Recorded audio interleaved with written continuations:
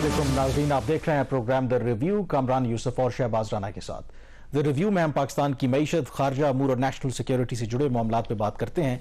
Triple century मुकम्मल कर ली है। डॉलर के मुकाबले में वो बेशक रुपए की कदर हो या फिर मुल्क में जो तेल की मसनूआत हैं उनकी कीमतों का ताल्लुक हो, और ये इस मौके पर हुआ है जब ऑलरेडी अवाम में गुस्सा पाया जाता है जब हम बात करें बिजली के बिलों की जो अगस्त के महीने में आए, और बावजूद इसके कि ये आगे चल के बात भी करेंगे, जो निगरान हुकूमत है उन्होंने ऊपर तरह कई इजलास किए और तासुर इनिशली ये देने की कोशिश की कि कोई रिलीफ दिया जाएगा आवाम को, लेकिन क्योंकि IMF की जो कड़ी शराइत हैं उसको सामने रखते हुए लगता नहीं है, और जो ज़मीनी हकायक हैं कि आवाम को किसी भी तरह का रिलीफ जो है वो मिल पाएगा। और शहबाज, जब रिलीफ की बात करें, चले बिजली के बिल तो अगस्त के आ ही गए, लेकिन पेट्रोलियम की मसनूआत में गुज़श्ता रात नोटिफिकेशन जारी किया गया और उसमें इजाफा किया गया, और उसमें तो शायद गवर्नमेंट के पास एक ऑप्शन था, यू नेवर नो, कि उसमें वो आवाम को रिलीफ इस हद तक दे सकते थे कि जो कीमतें हैं पुरानी वो बरकरार रखते, लेकिन ना सिर्फ उन्होंने कीमतों में इजाफा किया बल्कि जो मजीद टैक्स हैं, ये जो लेवी है, उसको भी मैक्सिमम पॉइंट के ऊपर ले गए हैं। तो इसलिए आई थिंक अवाम के लिए मैसेज तो बहुत वाज़ेह है कि पब्लिकली बेशक आप कह सकते हैं कि सिंपैथेटिक स्टेटमेंट देती रहे निगरान हुकूमत, इन रियलिटी आई थिंक किसी भी तरह का कोई रिलीफ जो है वो तवक्को नहीं रखनी चाहिए हमें निगरान हुकूमत से। देखिए कामरान, इस वक्त जो मुल्क के अंदर सूरत हाल बनी हुई है और उसमें जो सबसे बड़ा मसला ये बनकर सामने आ गया है कि किसी किस्म की कोई इफेक्टिव जो गवर्नमेंट है, ये गवर्नेंस है मुल्क के अंदर, वो नज़र नहीं आ रही। एक बहुत बड़ा इखला नज़र आ रहा है। कल इंटरिम प्राइम मिनिस्टर अनवारुल हक काकड़ साहब ने कोशिश की कि जो एक कम्युनिकेशन गैप है उसको कम करने के लिए उन्होंने मीडिया से कल बात भी की, लेकिन जो बॉटम लाइन है वो ये है कि मुल्क के अंदर इस वक्त जो शटर डाउन हड़ताल हुई है पाकिस्तान का जो सबसे बड़ा शहर है कराची, जो बिजनेस हब भी है मुल्क का, वहां पे, और कहा यह जा रहा है जो ताजर रहनुमा उनका ये दावा है कि ये पहली दफ़ा इतनी कामयाब हड़ताल हुई है पीसफुल टाइम्स में, वरना तो जो पहले कराची को बंद किया जाता था उसके जो फैक्टर्स थे कुछ और थे। इस दफ़ा लोग जेन्युइनली महंगाई से, गुर्बत से, बेरोजगारी से तंग है, तो इन्हीं फैक्टर्स की वजह से जो सूरत हाल वो खराब होगी। बजाय कि आई थिंक ये जो आपने हड़ताल की बात की, जो मुजाहरों का सिलसिला है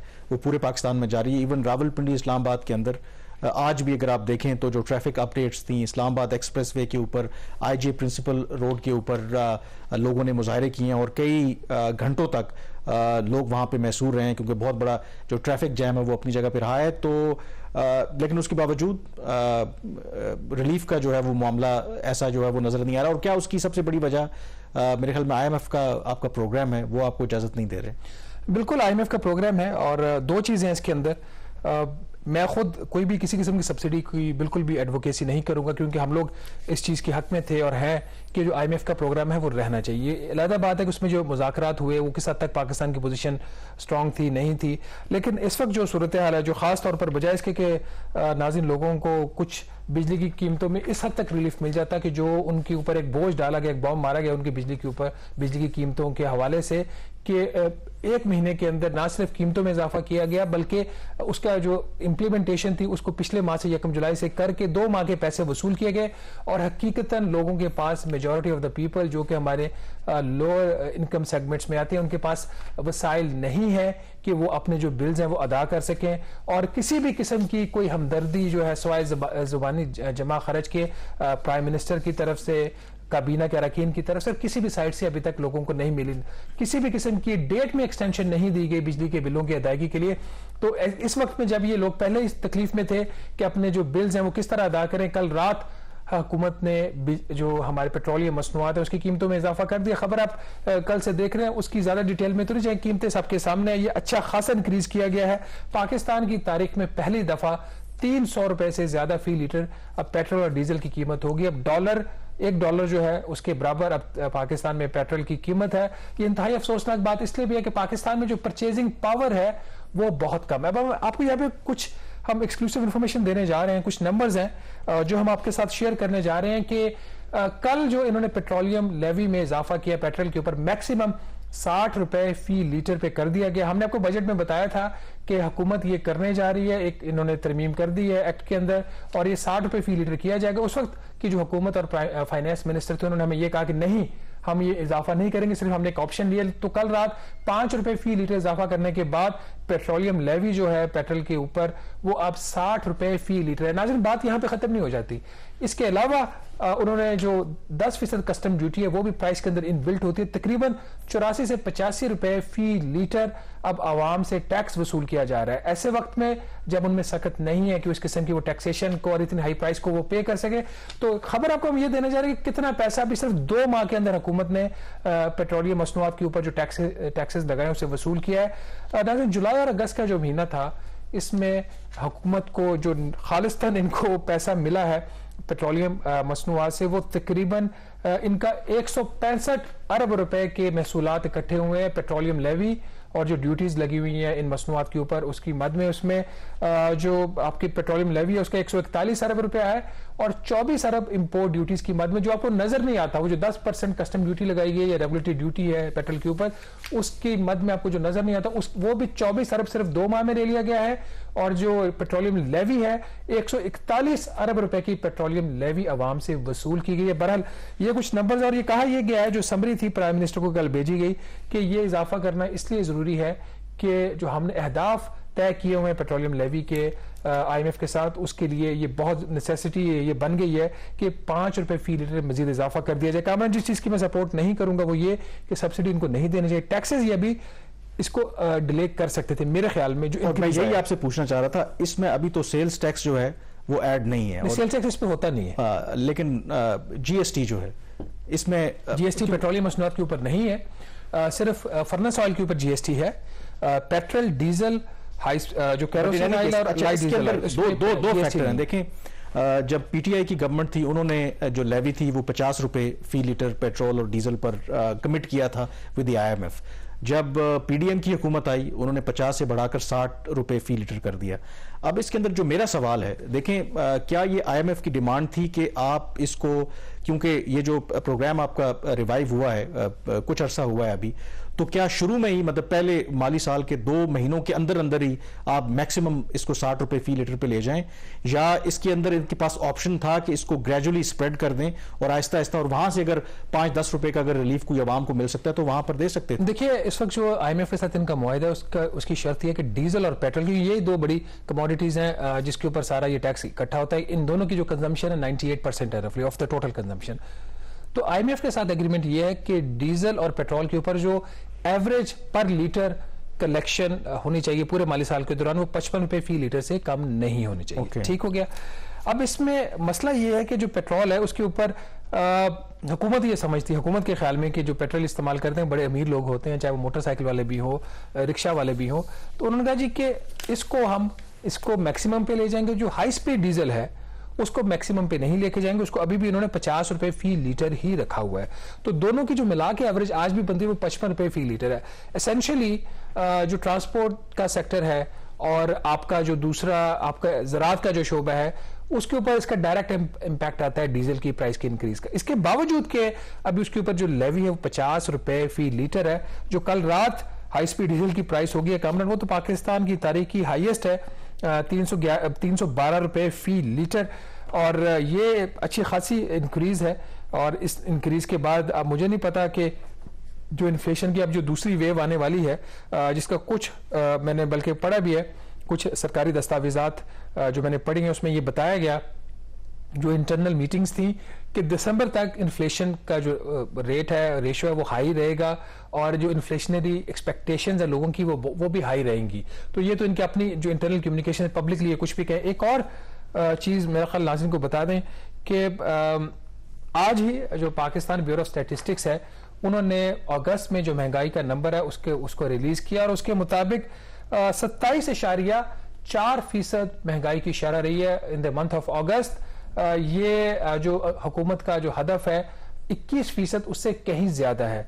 जो इससे पिछला महीना था जुलाई का, उसमें ये कोई रेशो 28.4% थी, अब ये 27.4 है।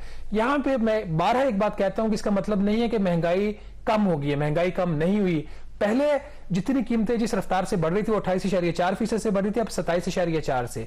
और ये भी 27.4 इसलिए कि जो बेस है, अगर किसी चीज की कीमत आज से 2 माह पहले 100 रुपया थी, वो पिछले माह 128 रुपए हो गई, और उस 128 रुपए के ऊपर जो इंक्रीज है वो 27.4 है।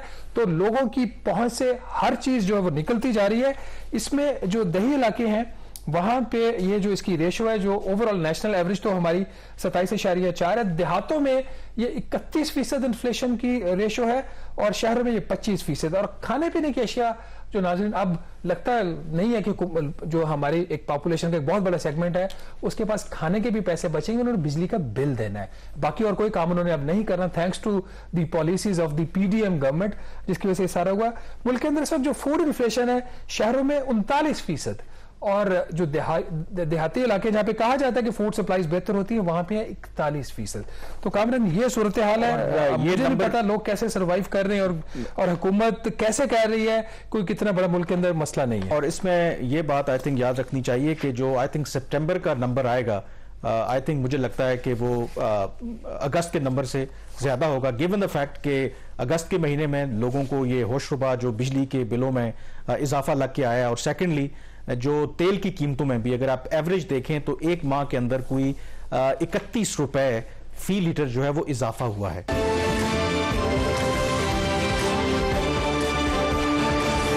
जी, ब्रेक के बाद एक दफा फिर आपको खुश आमदीद कहते हैं। महंगाई जो है बिल्कुल आप कह सकते हैं कि उसने अवाम की जो है वो कमर यकीनी तौर पर तोड़ दी है, और जिस चीज पे आप हाथ डालें आपको नजर आएगा कि उसमें आपको एक होशरुबा इजाफा देखने को मिलेगा।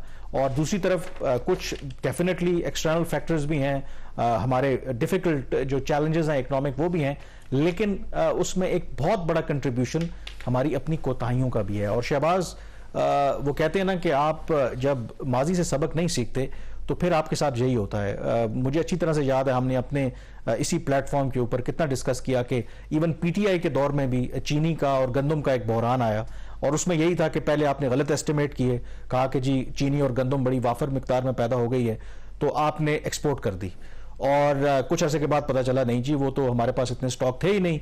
पहले आपने एक्सपोर्ट करते वक्त सब्सिडी दी जो एक्सपोर्टर्स थे, फिर आपको इंपोर्ट करना पड़ी और फिर उस पर भी आपने सब्सिडी दी, और कीमती ज़र मुबादला हमारा ज़ाया हुआ।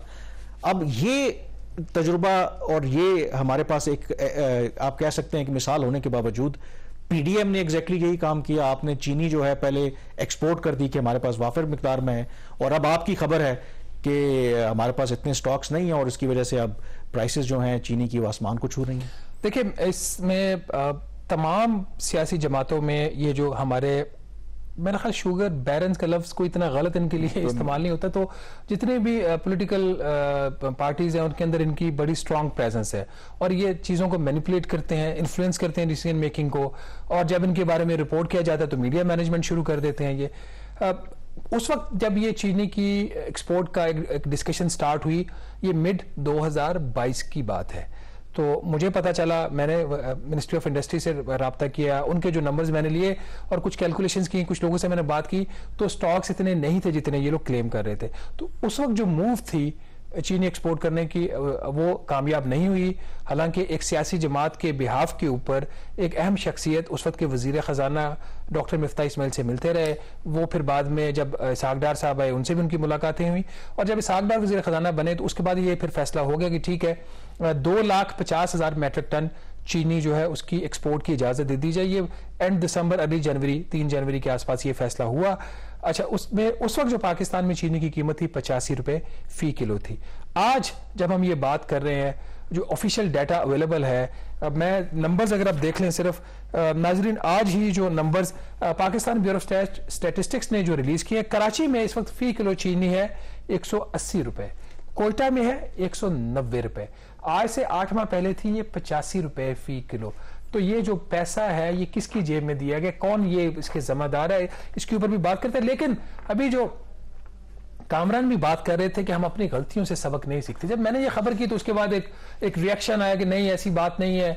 मेरी जो खबर थी वो सिर्फ ज़राए के ऊपर खबर नहीं थी, इक्तिसादी राब्ता कमेटी की मीटिंग होती है इस हफ्ते, और उसमें एक समरी लेके जाती है। ये समरी है ministry of national food security and research की। उसके अंदर मैं एक पैरा लिखा हुआ इंग्लिश में, ये समरी मैं पढ़ देता हूं, उसके बाद मैं आपको अगली वारदात बताऊंगा जो आज डालने की कोशिश की गई, लेकिन फिर ये जो फूड मिनिस्ट्री है एक दफा फिर पकड़ी गई है।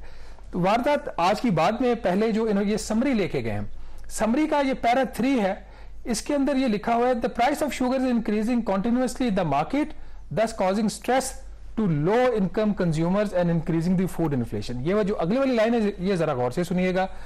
FBR has reported on 15th August 2023 that 2.27 million metric ton of sugar is left in stocks which would hardly meet the domestic consumption requirements till the start of next crushing season।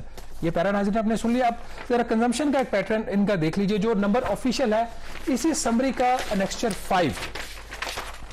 इसमें बताया गया stocks कितने हैं, खपत कितनी हो गई और बाकी कितनी चीनी बची है। और जो इन्होंने इसमें कंजम्पशन बताई है वो जो इन्होंने उसमें जो इन्होंने मंथली फिगर यूज किया वो इन्होंने महाना जो चीनी की कंजम्पशन पाकिस्तान में बताई वो 6,41,854 मेट्रिक टन। ये इसी समरी का एक जुमला है, मैं पढ़ देता हूं ताकि किसी को कोई कंफ्यूजन न रहे। The consumption pattern from the period December 2022 to 15 August 2023 indicates that monthly consumption has been 6,41,854 metric tonne. अब आ जाते हैं, ये 28 अगस्त की समरी है, साइंड है। अब आ जाते हैं अगली बात के ऊपर, वारदात कहां डाली गई। जब ये खबर पड़ी, छपी, शोर पड़ा और पूछा गया कि जब आपने चीनी की एक्सपोर्ट की इजाजत देने का फैसला किया था तो हमें आपने ये बताया था, अपने दस्तावेजात में भी लिखा हुआ था कि एक्सपोर्ट के बावजूद जब क्रशिंग सीजन स्टार्ट होगा तो 2 माह की चीनी अवेलेबल होगी जो तकरीबन 13 लाख मेट्रिक टन बनती है। आज इन्होंने हमें क्या बताया, आज एक नेशनल प्राइस मॉनिटरिंग कमेटी की मीटिंग होती है जिसको प्लानिंग मिनिस्टर चेयर करते हैं।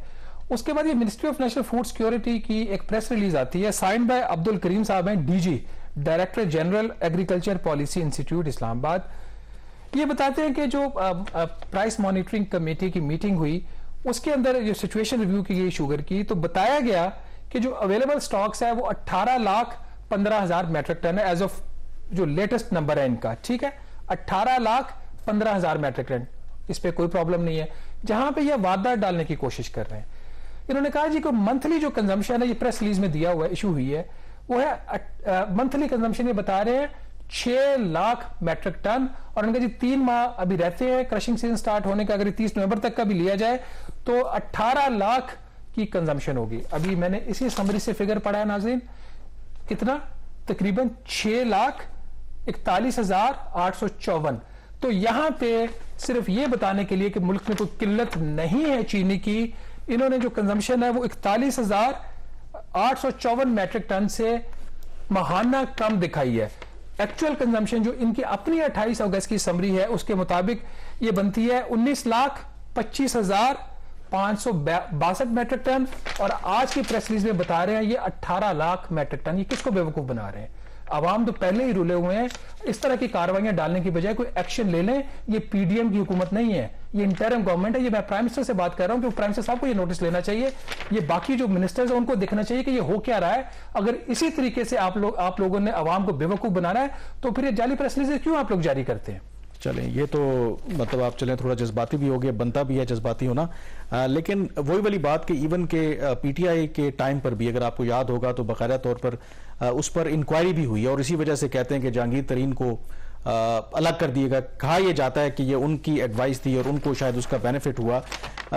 लेकिन इस आपकी जो खबर के ऊपर मैंने देख रहा था कि इसहाक डार साहब ने भी उस पर ट्वीट किया और एग्जैक्टली उन्होंने यही पोजीशन लेने की कोशिश की कि पैनिक नहीं फैलाना चाहिए, क्योंकि पाकिस्तान में आम तौर पर जो क्रशिंग सीजन है गन्ने का वो 15 नवंबर से शुरू हो जाता है और हमारे पास जितने स्टॉक्स हैं दैट आर इनफ, तो उसमें हमें कोई ज़रूरत नहीं है। बट गिवन योर कैलकुलेशन और नंबर जो खुद अब इसमें 2 नंबरी करने की कोशिश की गई है, डू यू थिंक कि हमें फिर ये इंपोर्ट करने की जरूरत पड़ेगी? ये तकरीबन जो 1.5 लाख टन का जो बीच में डिफरेंस आ रहा है, या do you think that we will manage? देखिए, इस पे मैं कुछ नहीं कह सकता, ये तो उनके ऑफिशियल नंबर्स हैं। ये तो वो है जो स्टॉक्स के अंदर चीनी पड़ी हुई है। कुछ चीनी जो है वो इन ट्रेड में भी होती है, आपके होर्डिंग भी होती है। अब प्रॉब्लम ये है इस मुल्क के अंदर कि स्मगलिंग को नहीं ये रोक पा रहे।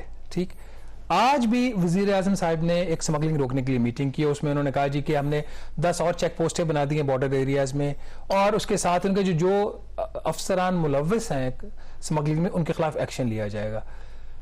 स्मगलिंग कामरान पाकिस्तान में सिस्टेमिक है, डीप रूटेड है, और हर इदारे के अंदर जो रिस्पॉन्सिबल है बॉर्डर सिक्योरिटी के ऊपर स्मगलिंग रोकने के लिए, उसके अंदर ब्लैक शीप मौजूद है। आज जो प्रेस स्टेटमेंट आई है प्राइम मिनिस्टर हाउस से, वो हमें ये बताते कि ये 10, 15, 20 अफराद थे, अफसरान थे, इन्होंने ये स्मगलिंग में मुलव्वस पाए गए, या अगर मुलव्वस नहीं भी तो कोताही इन्होंने बरती और स्मगलिंग नहीं रोक पाए तो हमने इनको नौकरी से निकाल दिया या ओएसडी। चलें, आप तो बड़ी बात कर रहे हैं ना, मुझे इत्तेफाक हुआ तोरखम बॉर्डर पर जाने का, ठीक है, आप बड़ी छोड़ दें, ये तो बड़े स्मगलर्स की बात है।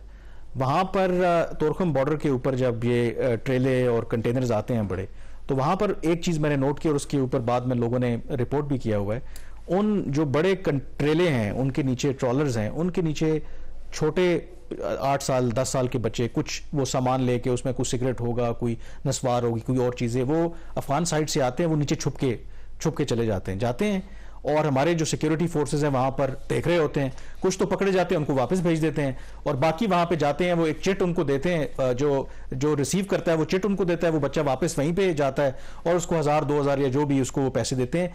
मतलब आप बड़ी स्मगलिंग को तो छोड़ दें, जो कैमरे लगे हुए हैं, जो आंखों के सामने जो सिक्योरिटी फोर्सेस वहां पे मौजूद है, मतलब आप छोटे बच्चों को तो रोक नहीं रहे। तो मुझे तो ये लगा कि वो जानबूझ के दिखाने के लिए 2-4 बच्चों को वापस भेजते हैं, वो दोबारा इसी तरह से वापस आ जाते हैं। तो ये सब मिली भगत से होता है, एक पूरा बहुत बड़ा एक नेटवर्क है, एंड आई हैव टू से कि उसमें हमारी स्टेट अथॉरिटीज भी they are involve, they have their vested interest. आपने स्टेट अथॉरिटी का, मैंने इदारे का बात हुई, मतलब वो एक ही बात है ना, अथॉरिटी भी उन्हीं के पास है मेरे ख्याल में। यहाँ पे अथॉरिटी उन्हीं के पास है, मतलब आपको कोई डाउट है? मेरे ख्याल में ब्रेक लेते हैं यहाँ पे, और ब्रेक के बाद अगेन फोकस हमारा इकोनॉमी के ऊपर ही रहेगा, क्योंकि निगरान हुकूमत अगेन इनका मैंडेट तो इलेक्शन करवाना है, लेकिन क्योंकि इकोनॉमिक चैलेंजेस इतने ज्यादा हैं कि इनको पे डे टू डे फैसले तो करना पड़ रहे हैं। इन्होंने एक कमेटी भी बनाई थी कैसे मईशत को चलाना है। अब सबसे बड़ा सवाल यह है कि जो भी इनके पास 4 महीने 6 महीने हैं, क्या इनके पास भी कोई रोड मैप है कि इस मुश्किल सूरत हाल में पाकिस्तान के मसाइल बेशक हल ना हो सही, लेकिन कम से कम मजीद जो है वो वर्स ना हो। तो ब्रेक के बाद इस पर बात करेंगे।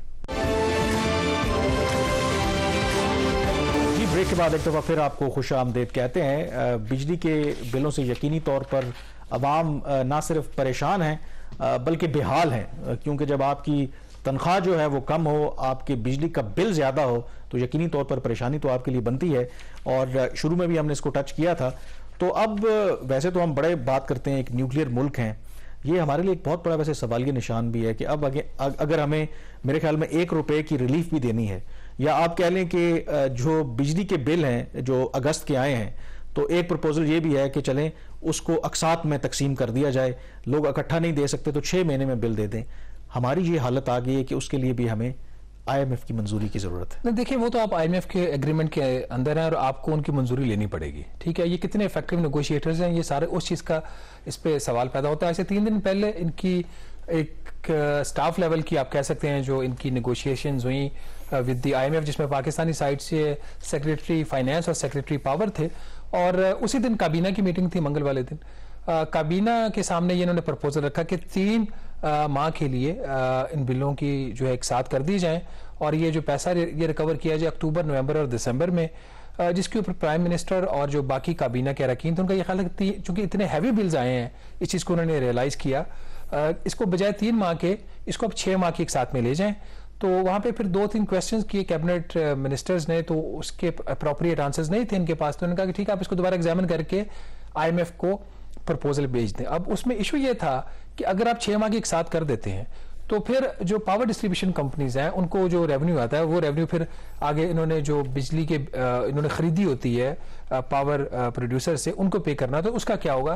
तो उस पर फिर ये प्रपोजल है कि ये बैंकों से कर्जा लिया जाए, कर्जा लेके पावर डिस्ट्रीब्यूशन कंपनीज को दिया जाए, वो आगे अदायगियां कर दें, और उसके ऊपर जो सूद होगा वो या तो ये अपनी एफिशिएंसी रिकवर करे, इंप्रूव करेगी पावर डिवीजन, जो तो मुझे तो कोई उम्मीद नहीं है, या फिर जो पहले से ही अप्रूव्ड सब्सिडीज हैं बजट के अंदर उसमें से कुछ पोर्शन उधर डाइवर्ट कर दीजिएगा, एडिशनल सब्सिडी कोई नहीं दी जाएगी। ये प्रपोजल्स इन्होंने IMF के साथ शेयर किए। मेरे जराए ने बताया कि IMF इनके प्रपोजल से कोई इतना सेटिस्फाइड नहीं था। कल जब प्राइम मिनिस्टर साहब से मुलाकात हुई जर्नलिस्ट की, तो उसमें काफ़ी जर्नलिस्ट ने ये सवाल बारहा किया कि आपके जो मुज़ाकरात हैं वो किस स्टेज के ऊपर, हमें कुछ बता दीजिए। तो वो फरमा रहे थे कि अभी मैं कोई प्रीमेच्योर बात नहीं कर सकता, नहीं करना चाहता कि आज मैं आपसे कुछ कमिट कर दूं और मैं ना करवा सकूं या ना हो सके तो फिर एक एम्बैरेसिंग सिचुएशन बनती है। उनका ये व्यू बिल्कुल ठीक है, क्योंकि चीज़ मेच्योर हो जाएगी। तो मैंने फिर थोड़ा सा, जब मैंने उनसे कहा कि सर कुछ आप स्पेसिफिक्स बता दें, तो उनकी कोट बड़ा इंटरेस्टिंग था। उन्होंने फरमाया कि we communicated with IMF, they communicated. तो मैंने कहा सर, उन्होंने कहा वी आर वेटिंग। तो और फिर आखिर में उनका अवाम के लिए यही पैगाम था कि बिजली के बिल आप अदा कर दें। मेरा ख्याल ये एक, अब मसला ये है कामरान, और ये मैंने इंसिडेंट कल प्राइम मिनिस्टर को भी कोट किया कि मेरा जो टाउन है उसके जो ट्यूबवेल के जो ऑपरेटर हैं, उन्होंने मेरे से मुलाकात हुई उनकी कल, तो वो कह रहे थे कि सर मेरा 30,000 रुपया बिजली का बिल आया। तो मुझे तो मेरे लिए बड़ा शॉकिंग था। मैंने कहा आपकी कंजम्पशन किया और आप फैमिली मेंबर्स के? उसने कहा जी 4 मेरे बच्चे हैं और हम मियाँ बीवी 6 लोगों की फैमिली है, और कहते हैं हमारे घर में कोई ऐसी कोई लग्जरी जैसे कोई एयर कंडीशनर है या कोई ऐसी चीज़, ऐसा कुछ नहीं है। मैंने कहा घर आपका अपना? उनका जी मेरा अपना मकान है। मैंने कहा आपकी तनख्वाह कितनी है? उन्होंने कहा मेरी तनख्वाह 30,900 रुपया। ठीक, और 30,000 उनका बिजली का बिल है। तो मैंने कहा फिर, उन्होंने कहा जी मैं, चूंकि हमें ये खतरा है कि हमारा ये मीटर उतार के ले जाएंगे, तो मैं ISCO के ऑफिस गया, तो वहां पे जाके उनसे मैंने दरखास्त की कि आप इसकी एक साथ कर दें। तो उन्होंने कहा जो उन्होंने मुझे ऐसे ट्रीट किया जैसे मैं उनको गुलाम हूं। तो ये मैंने वाकया नरेट किया कल प्राइम मिनिस्टर को, और मैंने उनके साथ ये भी कहा कि ट्यूबवेल का ऑपरेटर है, CDA का एम्प्लॉई है, आप उसकी तनख्वाह की पे स्लिप भी निकलवाइए और उसका बिल भी आपके सामने, उसका जरा एक तो क्लेम वेरीफाई कर लें, और दूसरा जरा ये बता दें कि आपने फरमा दिया कि बिजली के बिल अदा कर दे, वो कैसे अदा कर दे, जिसकी तनख्वाह 30,900 रुपया है और वो तनख्वाह सारी कैश तो हाथ में लेके बैठा नहीं है, और जो सैलरीड पर्सन जिसकी तनख्वाह इतनी है वो तो वैसे ही नेगेटिव में जा रहा होता है। मैंने भी अपना अगस्त का बिल कैलकुलेट किया तो वो 64 रुपए फी यूनिट बन रहा था। तो आप इमेजिन करें 64 रुपए उसको टैक्स आप अगर डाल के आप जाहिर है उसको कैलकुलेट करें तो 64 रुपए फी यूनिट बन रहा है। तो इमेजिन करें। कामरान, अब ये सूरत हाल है, और हमारी जो फाइनेंस मिनिस्टर हैं उन्होंने बड़ा कैंडिडेटली 2-3 बातें बता दी जब स्टैंडिंग कमेटी में फाइनेंस की मीटिंग हुई। एक तो ये उन्होंने कहा जी कि हम इंपोर्ट डिपेंडेंट कंट्री हैं, हम कोई भी चीज विदहोल्ड नहीं कर सकते, ये पास ऑन होंगी। एक चीज मान लिया जी आपकी बात। दूसरा उन्होंने बड़ा कैंडिडेटली बताया कि ये जो कुछ फ्री बिजली वाले मामलात हैं ये अब डेकेड से चल रहे हैं, ये तो हम विड्रॉ नहीं कर सकते।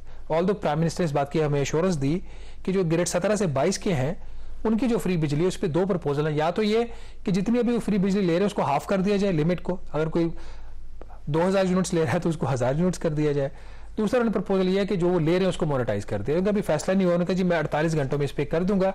एक और कैंडिडेट एडमिशन था हमारी फाइनेंस मिनिस्टर का, जिसको उन्होंने कहा कि मैं लाइटर वे में, जिसको उन्होंने कहा बाद में कि मैं बात कर रही हूँ, ये उन्होंने कहा जी कि मैं अब सोच रही हूँ कि मैंने ये जिम्मेदारी क्यों संभाली, जिस किस्म के हालात हैं। उन्होंने कहा जी बड़ा टाइम लगेगा इसको ठीक करने के लिए, लेकिन हम ठीक कर लेंगे, और 1 हफ्ते में उन्होंने कहा जी कि मैं कोई प्लान तैयार करके पार्लियामेंट के साथ शेयर करूंगी। तो this is the Kamran whole cabinet के साथ, पार्लियामेंट तो है नहीं पार्लियामेंट में थी वो, सॉरी पार्लियामेंट की कमेटी के सेनेट की कमेटी के अंदर। ठीक है, चले लेट्स सी, अल्लाह करे कोई प्लान हो और वो प्लान ऐसा हो जिससे कोई अवाम को फायदा हो। बहरहाल यहाँ पे ब्रेक लेंगे और ब्रेक के बाद फॉरेन पॉलिसी के इशू पे बात करेंगे।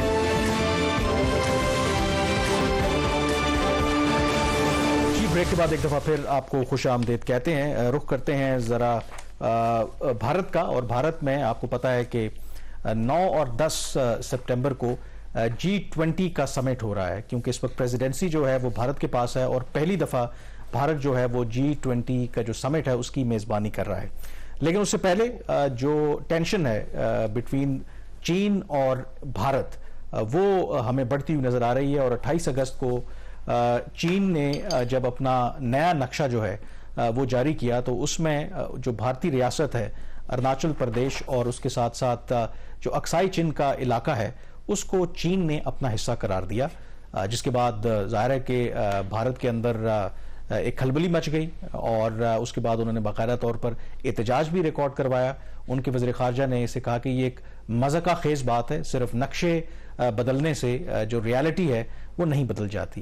तो शहबाज, ये मुझे जब ये सारी चीज़ देख के और जो चीन ने जो कुछ किया और जो भारत का जो जवाब था, तो मुझे एग्जैक्टली ऐसे ही लगा कि शायद जिस तरह पाकिस्तान के साथ भारत ने किया 5 अगस्त 2019 का वो इकदाम हो, उसके बाद उन्होंने भी अपना जो नक्शा जो बदला और उसमें तमाम जो कश्मीर है, इवन गिलगित बल्तिस्तान, उसको अपना हिस्सा दिखाया, और पाकिस्तान ने भी सिफारती सतह पर भरपूर तरीके से एहतजाज किया और कहा कि ये अपसर्ड है, सब कुछ है, मजम्मत भी की।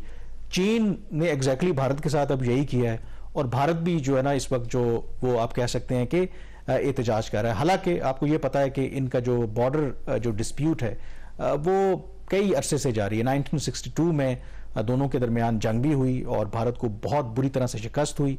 जून 2020 में इनकी झड़पें हुई लद्दाख के इलाके में, 20 जो भारतीय फौजी हैं उसमें मारे गए।